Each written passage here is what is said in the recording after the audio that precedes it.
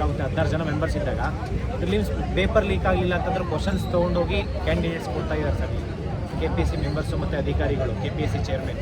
ಇದನ್ನು ಕಡಿವಾಣ ಹಾಕ್ಬೇಕಂತಂದರೆ ಇದು ಒಬ್ಬರು ಕಂಟ್ರೋಲಲ್ಲಿ ಇರಬೇಕು ಸರ್.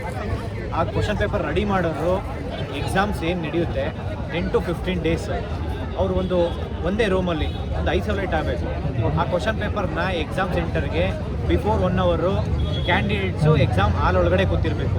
ಅವಾಗ ಕ್ವಶನ್ ಪೇಪರ್ ಕಳಿಸ್ಬೇಕು. ಅಲ್ಲೇ ಎಕ್ಸಾಮ್ ಸೆಂಟ್ರಲ್ಲಿ ಕ್ವಶನ್ ಪೇಪರ್ ಪ್ರಿಂಟಾಗಿ ಆ ಕ್ವಶನ್ಸು ಕ್ಯಾಂಡಿಡೇಟ್ಸ್ ಕೊಡಬೇಕು. ಆ ರೀತಿ ಎಕ್ಸಾಮ್ಸ್ ಕಂಡಕ್ಟ್ ಮಾಡಿದಾಗ ಕ್ವಶನ್ ಪೇಪರ್ ಲೀಕ್ ಆಗಲ್ಲ. ಮೊಬೈಲ್ ತಗೊಂಡು ಹೋಗೋದು ಯಾವುದೇ ಕಾರಣಕ್ಕೂ ಮೊಬೈಲ್ ಇರ್ಬಾರ್ದು ಸರ್. ಎಲೆಕ್ಟ್ರಿಕ್ ಡಿವೈಸ್ ಯೂಸ್ ಮಾಡೋಂಗಿಲ್ಲ, ಮೊಬೈಲ್ ಯೂಸ್ ಮಾಡೋಂಗಿಲ್ಲ.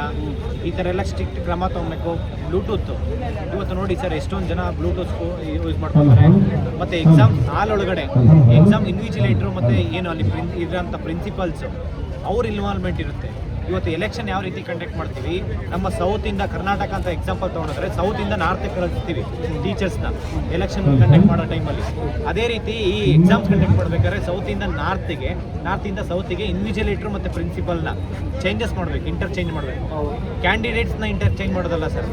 ಕ್ಯಾಂಡಿಡೇಟ್ಸ್ ಅದೇ ಸ್ಕೂಲು ಕಾಲೇಜಸ್ ಎಕ್ಸಾಮ್ ಬರೀತಾರೆ, ಬಟ್ ಅಲ್ಲಿರೋಂಥ ಸ್ಟಾಫ್ ಇನ್ವಿಜಿಲೇಟ್ರು ಅವ್ರು ಶಫಲ್ ಮಾಡಬೇಕು.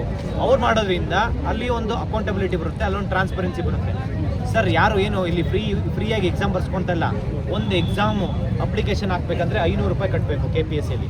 KEದಲ್ಲಿ